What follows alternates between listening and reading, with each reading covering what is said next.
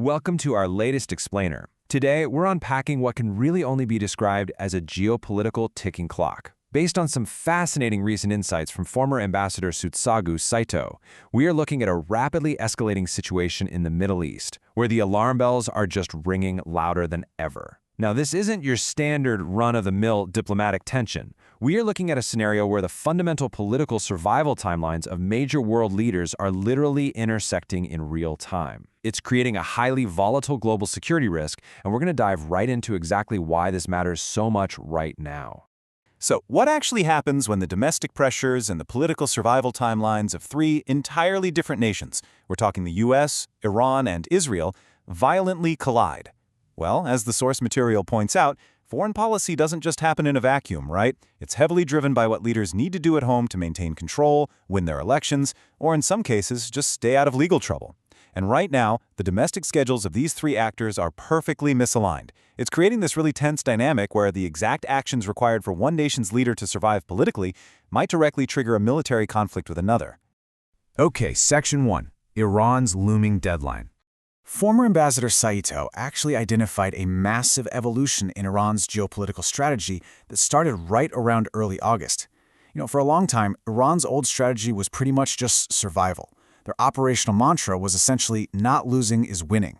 As long as the revolutionary regime could survive the economic sanctions and the diplomatic isolation, they viewed that as a success. But recently, we're seeing a stark shift to a completely new strategy.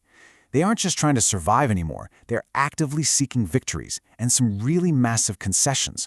We're talking about demands for up to a $300 billion investment in lieu of reparations from the United States and, crucially, the actual physical withdrawal of U.S. forces from the region. That is a massive pivot from playing defense to playing offense. And Iran isn't just tossing out broad demands here. They've actually set a timer. The deadline they've laid out is within mere weeks. Their specific stated goal is to break the ongoing naval blockade. And according to the analysis, this absolutely isn't just political posturing. They're planning to send Revolutionary Guard speedboats out into the Gulf to actively escort incoming ships, effectively physically challenging the blockade. To really grasp the gravity of this, just picture the military tension on the ground. Iran is heavily armed in strategic locations like the JEASIL port right near the Strait of Hormuz. When you have armed speedboats deliberately intercepting blockade enforcements, your margin for error drops to zero. They are not bluffing, and they are gearing up to force the issue imminently. Moving on to Section 2, Trump's political timeline. So, shifting focus over to the American side of the equation, the United States' response is being heavily shaped by its own domestic calendar. The Washington Post recently reported that the U.S. is actually considering reducing its strategic deployments in the Middle East once its current operations wrap up. And you have to notice how neatly that potential reduction matches up with Iran's new demand for U.S. withdrawal. The source notes that the U.S. administration is highly motivated right now by the upcoming election. A troop withdrawal represents a massive victory lap for any sitting administration, Bringing troops home appeals really deeply to the U.S. electorate right before they vote, and the current leadership definitely wants a major diplomatic win to point to. They might realistically concede to troop adjustments just to secure that victory right before voters head to the polls. Which brings us to Section 3, the dangerous timeline gap.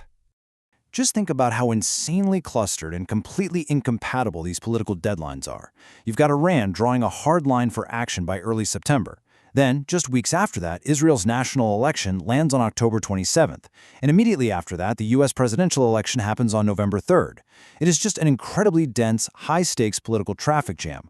We basically have three distinct national milestones crammed into an incredibly short 2-month window. And the catch? Each one requires a completely different set of geopolitical conditions to satisfy the respective leaders involved. This gap in timing is terrifyingly dangerous. Iran's timeline dictates that they need tangible action or actual economic progress within weeks. They literally cannot afford to wait. But the U.S. timeline operates on a totally different rhythm. The U.S. administration actively needs to delay any final diplomatic agreement until mid to late October. Why?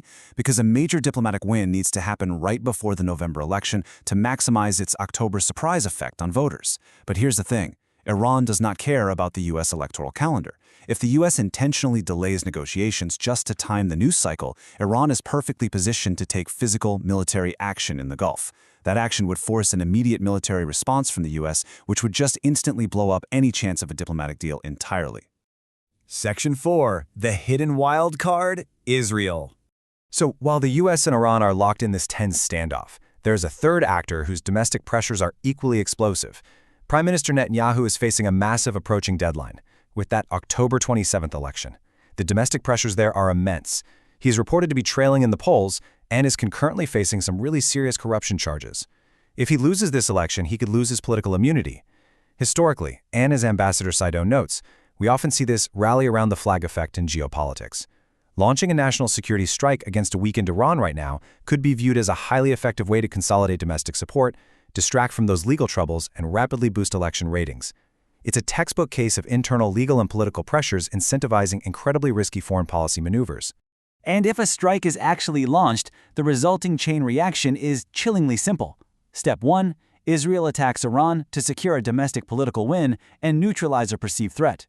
Step 2. Iran, feeling compelled to respond, retaliates against Israel. Step 3. U.S. air defenses stationed in the region, things like the THAAD and Aegis systems, must naturally intercept those incoming Iranian missiles to protect their ally. And then Step 4. Because the U.S. military is now technically intercepting Iranian munitions, Iran views the U.S. as actively interfering and they target U.S. forces directly. Just like that, through a series of completely predictable step-by-step military realities, the U.S. is effortlessly dragged into a massive regional war, which completely ruins their own timeline and election strategy. Section 5. Ripple effects on Asian security. Because a conflict in the Middle East definitely does not stay in the Middle East, it connects directly to the broader security of the Asia-Pacific region. The geopolitical math here is fascinating, but also pretty alarming. The sources reveal that U.S. missile supplies in the Middle East are actually already heavily depleted. If a full-scale conflict breaks out, or frankly even just a sustained exchange of fire, the U.S. will be forced to pull critical reserves from Europe and the Asia-Pacific just to restock. And we're actually already seeing the beginnings of this pivot. Key assets, like the aircraft carrier USS George Washington, have been redirected to the Middle East. When you pull major deterrents like that out of the Pacific, you leave a very dangerous security vacuum in Asia. Basically, by trying to put out a fire in the Middle East, the U.S. leaves places like Taiwan and its broader Asian allies exposed to opportunistic moves from regional adversaries who know the U.S. is distracted. And this dynamic actually frames some other seemingly unrelated global events in a completely new light. Take, for example, the sudden urgent outreach from the U.S. to North Korea's Kim Jong-un. The source material suggests this isn't just spontaneous diplomacy or some sudden desire for world peace. It's a calculated, highly necessary tactical move. The U.S. needs to pacify North Korea and keep things as quiet as possible in Asia, precisely because their military assets are so distracted and depleted by the escalating situation in the Middle East. It's a really striking revelation that diplomatic smiles in one hemisphere are directly caused by military panic in another. It just goes to show exactly how interconnected global security truly is. Section 6. Fears of a berserk mode. Ambassador Saito uses a really striking analogy here, comparing Iran's current internal state to the berserk mode from the anime Neon Genesis Evangelion. What this illustrates is a political entity driven heavily by hardliners that may have actually lost its internal control mechanisms. In stark geopolitical terms, losing their drop point basically means they no longer have a predefined off-ramp or a rational stopping point. So instead of carefully calculating risks and rewards, they might just keep pushing, constantly escalating tensions regardless of the diplomatic or military consequences. When a nation-state stops acting on traditional rational calculations and enters the state of perpetual escalation, well, it presents the absolute worst-case scenario for global stability. So, as these political timelines aggressively crash into one another, draining resources and global attention, we are left with a massive strategic vulnerability. If deterrence completely fails in the Middle East, is the Asia-Pacific region actually ready to stand on its own? It's a really sobering thought about the massive global stakes caused by just a few mismatched domestic calendars. Thank you so much for joining me to unpack this complex issue through these insights. Stay curious, keep learning, and I'll catch you in the next explainer.